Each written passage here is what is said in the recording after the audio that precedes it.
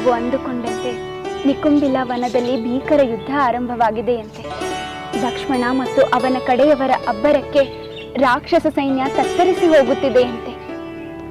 ಹೌದೇನು? ಆ ಮಾಯಾವಿ ಇಂದ್ರಜಿತು ವಾನರ ವೀರರ ಎದುರು ಸೋಲುತ್ತಿದ್ದಾನೆಯೇ?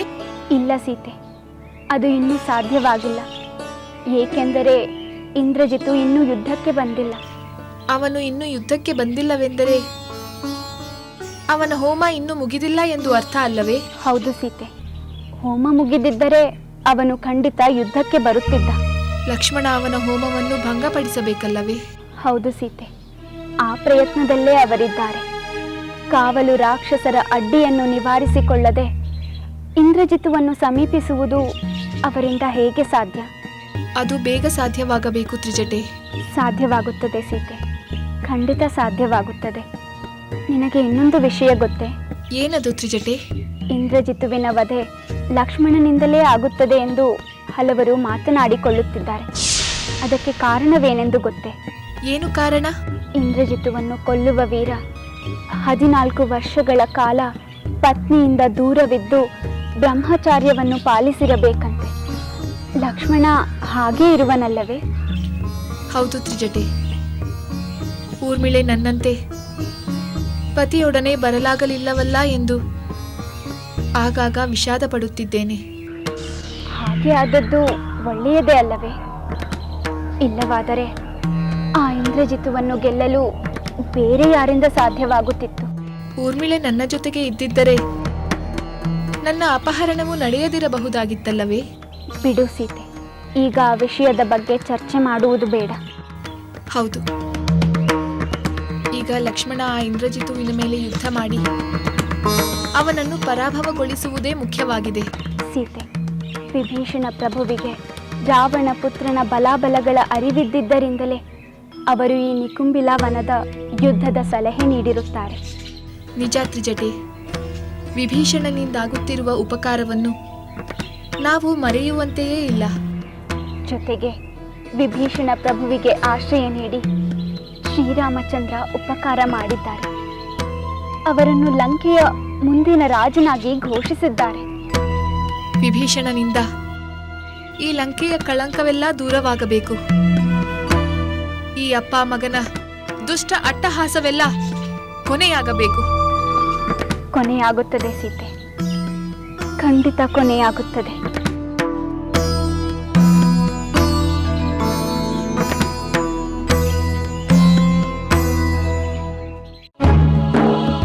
ಪ್ರಣಾಮಗಳು ಪ್ರಭು. ಬಾದೂತ, ನಮ್ಮ ಸೈನ್ಯಕ್ಕೆ ವಿಜಯವಾಗುತ್ತಿದೆಯೇ? ಅದನ್ನು ಮೊದಲು ಹೇಳು. ಪ್ರಭು, ಬಹುಶಃ ನಿಮ್ಮ ಪುತ್ರ ಇಂದ್ರಜಿತು ಯುದ್ಧ ಮಾಡಲು ಮನಸ್ಸು ಮಾಡಿದರೆ ಲಕ್ಷ್ಮಣನ ಮೇಲೆ ವಿಜಯ ಸಾಧಿಸಬಹುದು. ಏನಂದೆ? ಇಂದ್ರಜಿತುವಿಲ್ಲದ ನಮ್ಮ ರಾಕ್ಷಸ ಸೈನ್ಯವನ್ನು ಆ ಲಕ್ಷ್ಮಣನು ಪರಾಭವಗೊಳಿಸುತ್ತಿರುವೆನೆಂದು ಹೇಳುತ್ತಿರುವೆಯಾ? ದುರದೃಷ್ಟವಶಾತ್ ಅದು ಸತ್ಯ ಪ್ರಭು. ಲಕ್ಷ್ಮಣನೊಡನೆ ಹನುಮಂತ, ಸುಗ್ರೀವ, ಜಾಂಬವಂತ, ಅಂಗದ, ಜೊತೆಗೆ ನಿಮ್ಮ ಸೋದರ ವಿಭೀಷಣ ಕೂಡ.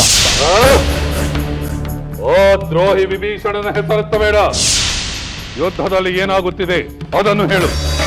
ಪ್ರಭು, ಸತ್ಯವಾದ ವಿಷಯವೆಂದರೆ ವಾನರ ಸೈನ್ಯದ ಕೈ ಯುದ್ಧದಲ್ಲಿ ಮೇಲಾಗುತ್ತದೆ. ಲಕ್ಷ್ಮಣ ಮತ್ತು ವಾನರ ವೀರರ ಪರಾಕ್ರಮಕ್ಕೆ ನಮ್ಮ ರಾಕ್ಷಸ ಸೈನ್ಯ ಚದುರುತ್ತಿದೆ. ಇಂದ್ರಜಿತುವಿನ ಹೋಮ ಹವನಗಳು ಏನೂ ಮುಗಿದಿಲ್ಲವೇ? ಇಲ್ಲ ಪ್ರಭು, ಇನ್ನೂ ಮುಗಿದಿಲ್ಲ. ನಮ್ಮ ಸೈನ್ಯ ಸೋಲುತ್ತಿರುವುದು ಇಂದ್ರಜಿತುವಿನ ಗಮನಕ್ಕೆ ಬಂದಿಲ್ಲವೇ? ಬಂದಿದೆ ಪ್ರಭು. ಯುದ್ಧದ ವಾರ್ತೆಗಳು ಅವರಿಗೆ ಮುಟ್ಟುತ್ತಿವೆ. ಆದರೂ ಅವನು ರಣರಂಗಕ್ಕೆ ಬಂದಿಲ್ಲವೆಂದರೆ ಹೋಮ ಅರ್ಧಕ್ಕೆ ನಿಂತರೆ ಅಪಾಯವೆಂದು ಅವನು ಬಲವಾಗಿ ನಂಬಿರಬೇಕು. ಹೌದು ಪ್ರಭು, ಹೋಮ ಮುಗಿಯದೆ ಅವರು ಯುದ್ಧಕ್ಕೆ ಬರುವುದಿಲ್ಲ. ಅಷ್ಟರಲ್ಲಿ ವಾನರ ಸೈನ್ಯ ನಮ್ಮ ರಾಕ್ಷಸ ಸೈನ್ಯವನ್ನು ಧೂಳಿಪಟ ಮಾಡಬಹುದು. ಏನು ಮಾಡಬೇಕೆಂದು ನಾನು ಯೋಚಿಸುತ್ತೇನೆ. ನೀನಿನ್ನು ಹೊರಡು.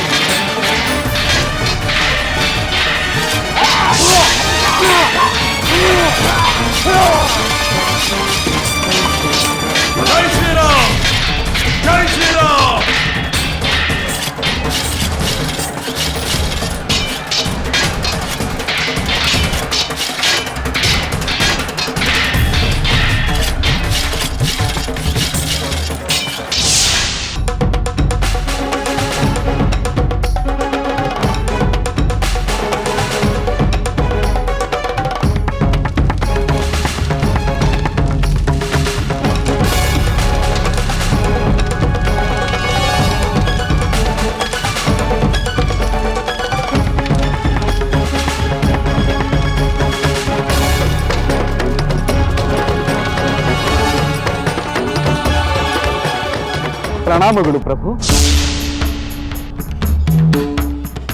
ಭೂತ, ಏಕೆ ಬಂದೆ? ಯುದ್ಧವೇನಾಯಿತು?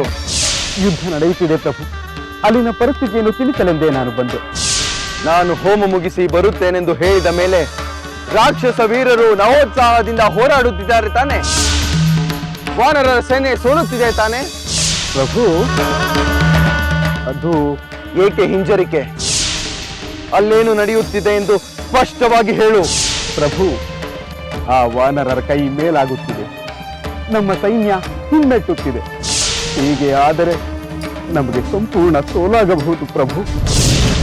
ಏನೆಂದೆ? ನಾನೀಗಲೇ ಹೋಗಿ ಆ ವಾನರ ಸೈನ್ಯವನ್ನು ಕ್ಷಣ ಮಾತ್ರದಲ್ಲಿ ಧ್ವಂಸ ಮಾಡಿಬಿಡುತ್ತೇನೆ. ಹಾಗಾದರೆ ಪ್ರಭು, ತಾವು ಯುದ್ಧ ಮಾಡಲು ಬರುತ್ತೀರಾ? ಹೌದು, ಬರುತ್ತೇನೆ. ನಿಮ್ಮ ಹೋಮ ಅದಿನ್ನೂ ಪೂರ್ಣವಾಗಿಲ್ಲ. ಪ್ರಭು, ತಾವು ಅರ್ಧಕ್ಕೆ ಹೋಮವನ್ನು ಬಿಟ್ಟು ಹೇಳಬಾರದಲ್ಲವೇ? ಹೌದು, ನಾನು ಹೋಮವನ್ನು ಅರ್ಧಕ್ಕೆ ನಿಲ್ಲಿಸಿ ಬರುವಂತಿಲ್ಲ. ನಾನು ಜಯಾಪೇಕ್ಷೆಯಿಂದ ಯುದ್ಧ ಭೂಮಿಗೆ ಹೊರಡುವ ಮೊದಲು ಮಂತ್ರಯುಕ್ತವಾದ ಹವಿಸಿನ ಆಹುತಿಯೊಂದಿಗೆ ಅಗ್ನಿದೇವನನ್ನು ಪೂಜಿಸುತ್ತೇನೆ. ಆಗ ಅಗ್ನಿಕುಂಡದಿಂದ ನನಗೆ ದಿವ್ಯಾಸ್ತ್ರಗಳು ಲಭಿಸಬೇಕು. ನಾನು ದಿವ್ಯಾಸ್ತ್ರಗಳಿಂದ ಯುದ್ಧ ಮಾಡುವಾಗ ನನಗೆ ಯಾರಿಂದಲೂ ಮರಣ ಸಂಭವಿಸಬಾರದು. ಆಗಬಹುದು, ಆದರೆ ಯುದ್ಧ ನಿಮಿತ್ತವಾಗಿ ನೀನು ಕೈಗೊಂಡಿರುವ ಹೋಮ ಪೂರ್ಣಗೊಳ್ಳುವ ಮೊದಲು ನೀನೇನಾದರೂ ಯುದ್ಧಕ್ಕೆ ತೆರಳಿದರೆ ಈ ವರ ಫಲಿಸದು. ಹಾಗೆ ಆಗಲಿ ಬ್ರಹ್ಮದೇವ.